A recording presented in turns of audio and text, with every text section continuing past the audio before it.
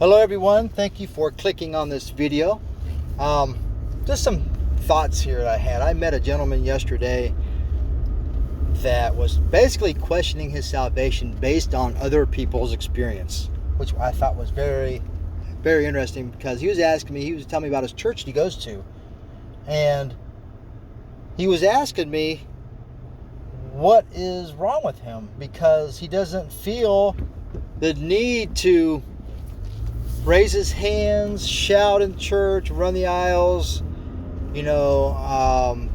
crying. He doesn't feel the need to cry, or, he says he has people around him that cry all the time and raise their hands and shout.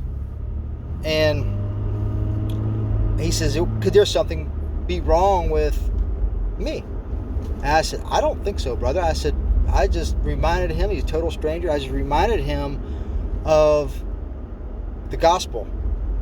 I asked him if he was saved. He said he was, and I shared the gospel with him anyway, just to drive it home, send it home, if you will, or just remind him of the scriptures, what the scriptures say about salvation.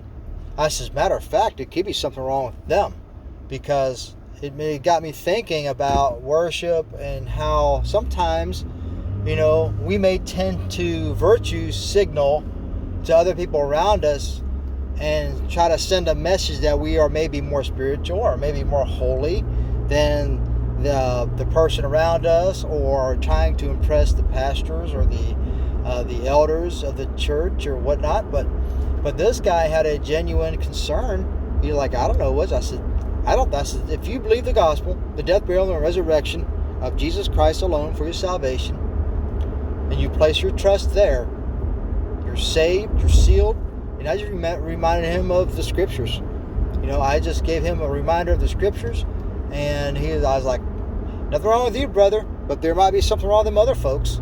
Maybe they're pretending, maybe they're, but if you are, I'm not coming against worship. I'm not coming against anyone that feel the need to raise their hands or clap or give a shout, and, or whatever. Because I grew up Catholic, and you just didn't do those kinds of things in the Catholic Mass. And when I got out of it and went into a church that had great worship music, man, it was hard. It was all I could do to keep my hand from going up. So sometimes I do raise a hand if I'm feeling the music and the Holy Spirit is leading me into a spirit of worship. I might throw a hand up, and it got me thinking: should we try to control ourselves? Should we? I'm just asking a question. I'm not coming against worship, I think Paul kind of exhorts, the Corinthians. I think the subject of tongues came up, and he says, if you're speaking tongues in a language that no one knows, and an outsider comes in, what are they going to think? So I don't know. I just think we should be mindful. My opinion, this is just an opinion, we should be mindful of, if the Holy Spirit is truly leading you into a worship, spiritual worship, that's one thing. But if you're every weekend that person shouting and, crying and all that, there may be more going on with that person. Maybe they are so broken, and when they hear their favorite song, they feel the need to worship. So I don't know. It's definitely interesting. It's definitely going to, you definitely could throw a stumbling block for somebody if you're so flamboyant with your worship. And I pray that it's true worship, not virtual signaling or not trying to impress anybody around you by raising a hand or clapping or giving a Ric Flair, woo, that kind of deal. But I don't know. It's definitely interesting. But that brother, we had a great conversation, and basically just restore that brother. He had doubt. He had doubt in his mind because of someone else's experience.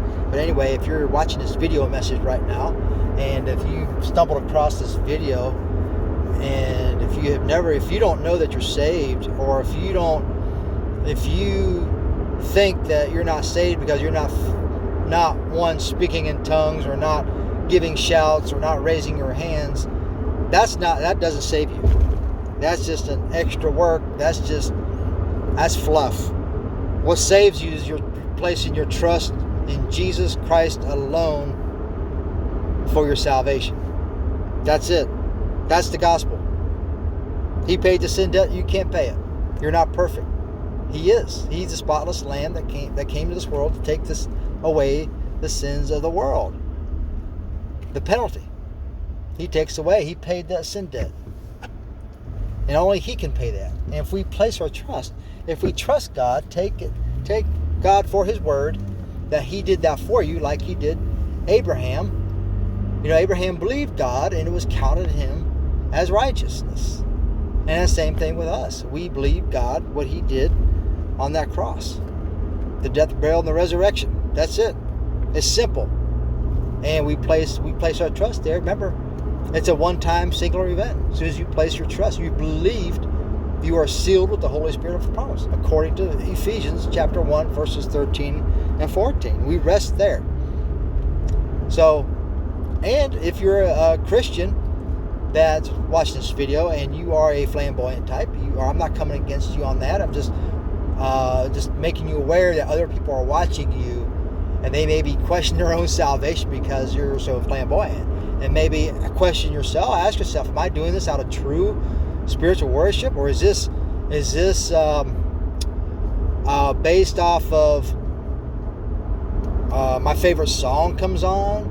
Is it emotionalism? You can get all sorts of things going on when you hear your favorite song. But I just wanted to share that with you. I thought it was very interesting how another brother questioned his salvation based off other people's experience. But anyway, that's all I have for right now. It's just definitely an interesting topic. And please put a comment below.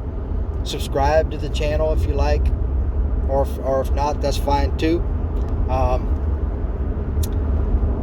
Anyway, I'd like to hear some thoughts on that. I guess there's a question. Should we be mindful of how we worship? Or should we just not care? It's definitely an interesting topic to me. I thought I'd just bring it up to the forefront and to see what's out there. Anyway, I love you, and I'll catch up with you soon. Bye-bye.